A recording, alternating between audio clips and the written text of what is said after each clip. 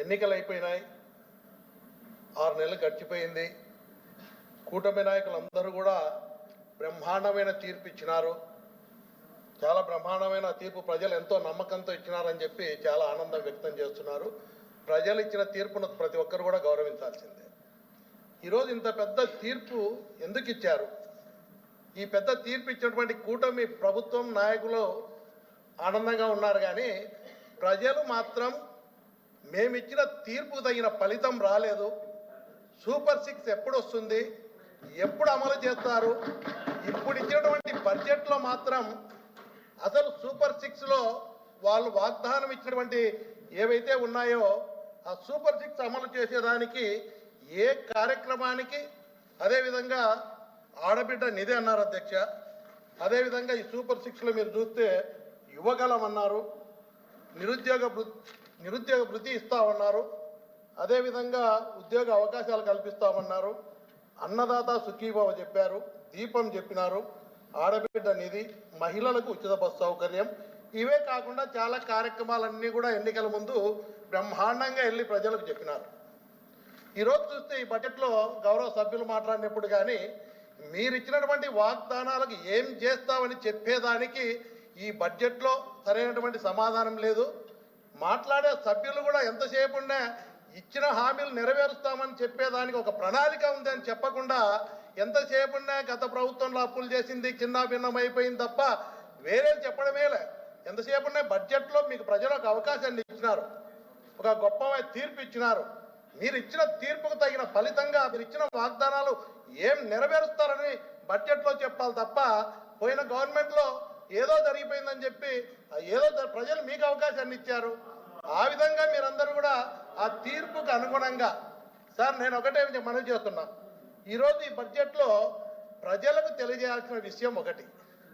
ఈరోజు నిన్న జరిగిన ఎన్నికలన్నీ కూడా సూపర్ 6కు నిన్న మీద ఎన్నికలు జరిగినాయి. ఈరోజు మీరు చూస్తే ఎన్నికలప్పుడు అప్పులు ఉన్నాయని గౌరవ సభ్యులు చెప్తా ఉన్నారు. ఇదే కూటమి నాయకులు ప్రతి ఒక్కరు కూడా ఏం చెప్పారు అధ్యక్ష? అప్పులు చేసేస్తున్నారు, ఈ నవరత్నాలు ఏవైతే అమలు చేస్తున్నారో ప్రజలకు చాలా అనవసరంగా కొన్ని పథకాలు ఇస్తున్నారని కూడా ప్రచారం చేసి ఈ ఏడు మళ్ళా రాష్ట్రం దివాలా చేస్తుందని ప్రచారం చేసి దాదాపు 12-13 లక్షల కోట్ల అప్పు చేసింది తప్పి ప్రచారం చేశారు ప్రజల్లో. ఇది వాస్తవం. ఈరోజు అప్పులు ఉన్నాయని తెలియజేస్తూ ఉన్నారు. మీరు ఎన్నికల ముందే మీరు మేనిఫెస్టో అనౌన్స్ చేసే ముందే ఇంతకంటే ఇప్పుడు బడ్జెట్లో ఇచ్చిన 6,50,000 కోట్ల కంటే కూడా 12 లక్షల కోట్ల అప్పులు ఉన్నాయని ప్రచారం చేసినటువంటి మీకు ఆ రోజు సూపర్ 6 అమలు చేసేటప్పుడు ఈ అప్పులు గుర్తుకు రాలేదా? ఈరోజు ఆ సూపర్ 6 అమలు చేసేదానికి ఇంతకంటే ఈ బడ్జెట్లో ఉన్న అప్పుల కంటే కూడా ఎక్కువ అప్పులు ఉన్నాయని చెప్పి ప్రచారం చేసిన మీకు తక్కువ ఈరోజు ఉన్నటువంటి బడ్జెట్లో 6,50,000 కోట్లు మాత్రమే అప్పులు ఉన్నాయి. మీరు చెప్పిన 12 లక్షలు 13 లక్షల అప్పులు లేవు. అన్ని అప్పులు లేకపోయినా దాంట్లో సగం అప్పులు ఉన్నా కూడా ఈ సూపర్ 6 పథకాలు అమలు చేసేదానికి ఏదైనా ఒక రూపకల్పన బడ్జెట్లో, అయ్యా ఇంతమంది నిరుద్యోగ యువత ఉన్నారు, మేము ఇంతమందిని గుర్తించినాం, ఇంతమందికి ఈ బడ్జెట్లో ఇస్తాం, లేదు నెక్స్ట్ బడ్జెట్లో ఇస్తామా?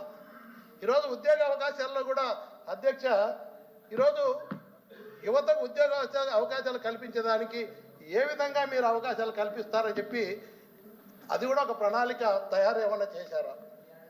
ఈరోజు ఆడపిల్లల నిధి, ఆడబిడ్డ నిధి, ఆ రోజు గత ప్రభుత్వంలో జగన్మోహన్ రెడ్డి గారు ముఖ్యమంత్రిగా ఉన్నప్పుడు నవరత్నాలు అమలు చేస్తూ 45 ఏళ్ళు నిండిన మహిళకు 18,750 రూపాయలు ఆ రోజు సంవత్సరానికి ఇస్తూ ఉంటే ఆ రోజు అనవసరంగా ఇస్తున్నారని ప్రచారం చేశారు. 45 ఏళ్ళ మహిళలకు ఎందుకు ఇవ్వాలా వయసులో ఉన్న వాళ్ళకని? అధ్యక్ష ఎన్నికలు వచ్చేసరికి ఏం జరిగింది అధ్యక్ష?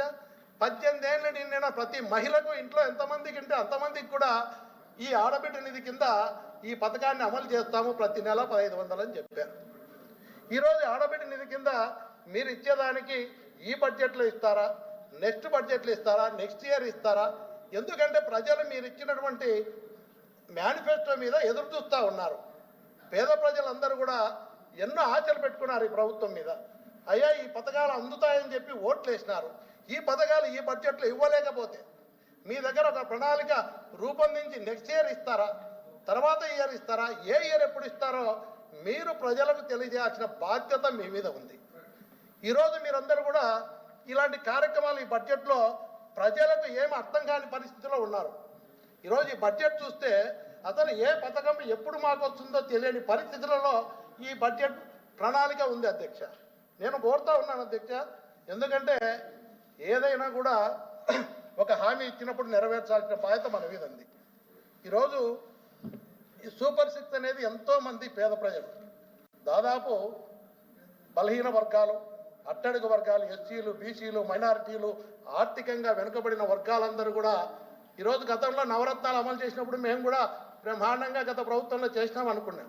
కానీ అంతకంటే ఎక్కువ ఇస్తామని మీరు ప్రచారం చేసినప్పుడు నమ్మి ఓట్లు వేసినప్పుడు ఆ ప్రణాళిక ప్రకారం నేను ఒకటే కొడతా ఉన్నా, ఈ బడ్జెట్లో ఇవ్వలేకపోతే నెక్స్ట్ ఇయరా ఎప్పుడు ఇస్తారో మీ దగ్గర ఒక ప్రణాళిక ఏమైనా ఉంటే ఆ మీ బడ్జెట్ ద్వారా ప్రజలకు తెలియజేయాలని చెప్పి నేను ఈ ప్రభుత్వాన్ని, కూటమి ప్రభుత్వాన్ని కోరుతా ఉన్నా. రెండవది అధ్యక్ష, ఇక్కడ బడ్జెట్ మొదలుపెట్టినప్పుడే ఈరోజు నాయకులు బ్రహ్మాండమైన తీర్పు ఇచ్చినారు అని చెప్పి సంతోషపడినారు, వాస్తవం.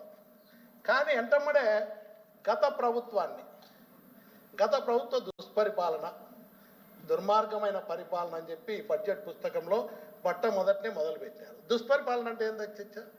ఆ రోజు జగన్మోహన్ రెడ్డి గారు ప్రజల్లోకి వెళ్ళినప్పుడు నవరత్నాలు అమలు చేస్తామని చెప్పి చేసి చూపించినటువంటి నాయకుడు ఇచ్చిన వాడు నిలబెట్టుకున్నటువంటి పరిపాలన దుష్పరిపాలన అధ్యక్ష.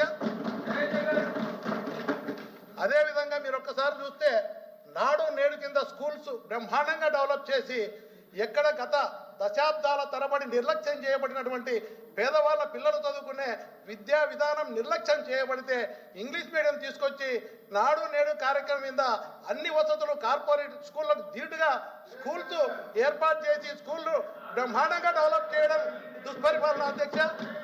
నాడు నేడు కింద మెడికల్ కాలేజ్ తీసుకొచ్చి నిర్లక్ష్యం చేయబడినటువంటి గవర్నమెంట్ హాస్పిటల్ను బ్రహ్మాండంగా డెవలప్ చేసి కొత్త మెడికల్ కాలేజ్ 17 మెడికల్ కాలేజ్ తీసుకురావడం దుష్పరిపాలన అధ్యక్ష.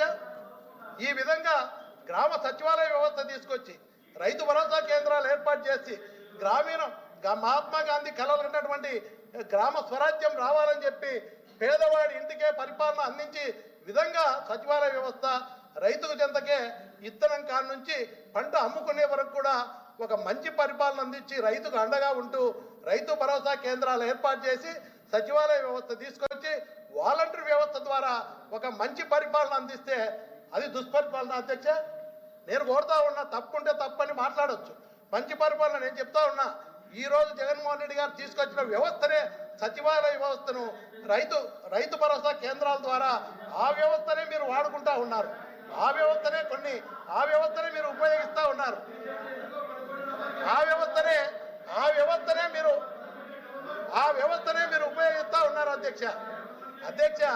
సచివాలయ వ్యవస్థను బ్రహ్మాండంగా ఆ వ్యవస్థను ఉపయోగిస్తూ ఉన్నారు అధ్యక్ష.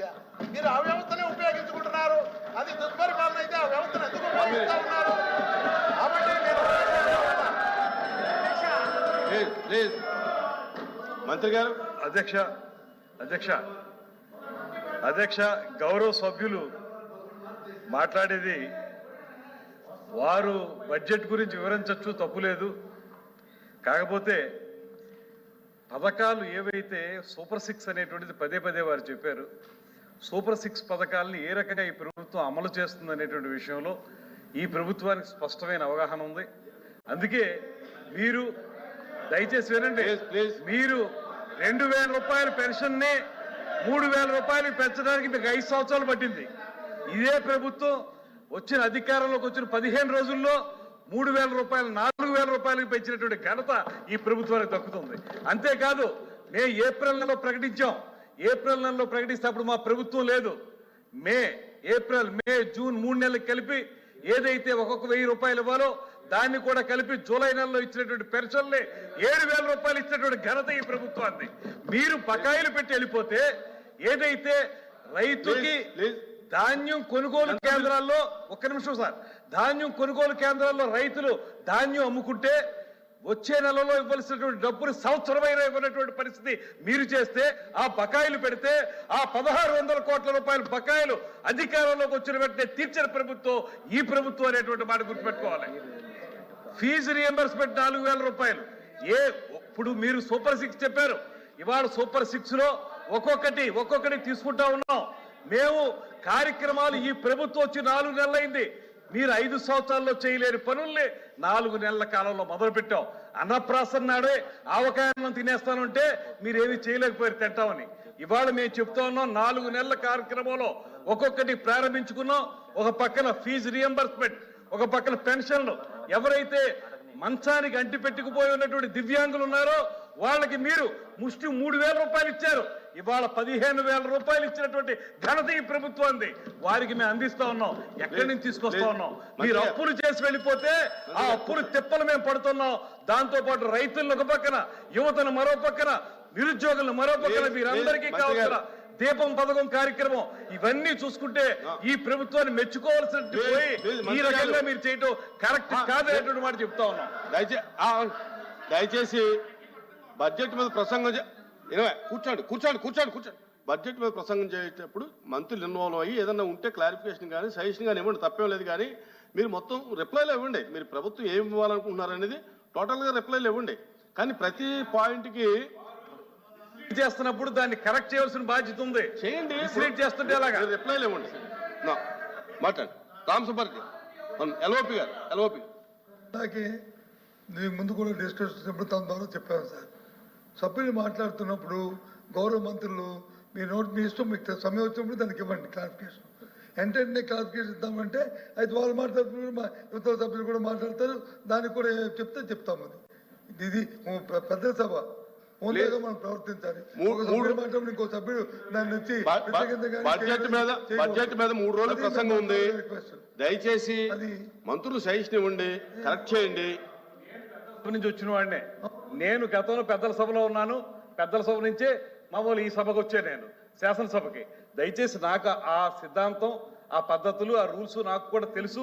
ఏం చెప్పేది ఏంటంటే మిస్లీడ్ చేయకూడదనేటువంటి సందర్భంలో మాట్లాడుతున్నా. 4 నెలల పసికోన ఈ ప్రభుత్వం దీన్ని ఏ రకంగా మీరు ఈ రకంగా విమర్శిస్తారని అడుగుతాన్నా. మీరు చెప్పండి, తప్పులేదు. కానీ ఇలా చెప్పకూడదు కదా. నేను పెద్ద సభ నుంచి వచ్చానని చెప్పారు, చాలా సంతోషం. నేను వచ్చి పెద్ద సభలో మారుస్తాను. కానీ పెద్ద సభ చాలాసార్లు వచ్చాను ఏదో మంత్రిగా. సాంప్రదాయాలు అక్కడ ఉన్న తెలుసు కాబట్టి దాన్ని బట్టి కూడా తమ మీ ద్వారా తెలియజేస్తారు. అంత తప్ప ఇంకా కాదు. ఒక సభ్యుడు మాట పక్కనే స్పీకర్గా చేసిన ఆయన మనోహర్ గారు కూడా ఉన్నారు. కాబట్టి మిస్లీడ్ చేయడం కాదు, ఆ సభ్యుడు తెలిసిన సమాచారాన్ని, అది ఏం మాట్లాడు భావాన్ని వారు చెప్తారు. ఏ పదాల్లో కానీ భాషలో కానీ ఏదైనా అసభ్యం కానీ లేకపోతే వాడుకున్న పదాలు ఉంటే మీరు చెప్పండి. లేదు మిస్లీడ్ చేశాడు, మీ సమయం మీరు చెప్పండి సార్, మాకు అభ్యంతరం లేదు. ఇది ఆ సభ్యుడు తప్పు చెప్పాడు, ఇది కాదు, ఇది కరెక్ట్ చేస్తున్నాము, ఇది రైట్ అని ఆ మంత్రులు సంబంధిత మంత్రులు చెప్పినప్పుడు చెప్పండి సార్. మాకు అభ్యంతరం లేదు. ప్రజలే కదా అల్టిమేట్ గా ప్రజలు నిర్ణయిస్తారు. ఇప్పుడు మీరు చెప్పారు అది కాదు అన్నారు. ఇందాక వచ్చి ఆ సభ్యుడు అడిగాడు ఏమని, 3 సిలిండర్లు అంటే మీరు 2,400 కోట్లు బడ్జెట్ పెట్టామన్నారు. ఆయన 4,000 కోట్లు కావాలని ఎందుకు కావాలన్నాడు. ఆయన ఉద్దేశంలో హౌస్ హోల్డ్స్ అన్నారు కాబట్టి ఈ రాష్ట్రంలో 1,50,00,000 ఉన్నాయి కాబట్టి అన్నారు. కానీ మీరేమన్నారు, మీ ఉద్దేశంలో 1,07,00,000 అనుకున్నారు. ఓకే, 1,07,00,000 కూర్చోండి.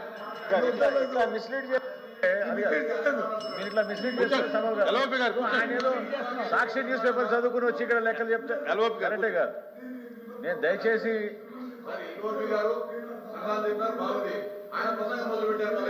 కూర్చోండి. మీరు కూర్చోండి. ఓకే. రామ్ సుబ్బారెడ్డి గారు.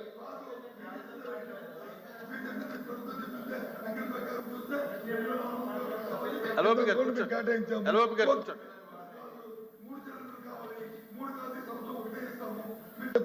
ఓకే, అది మీ ప్రభుత్వ విధానం, అది చెప్పండి. మేము కాదనలేదే.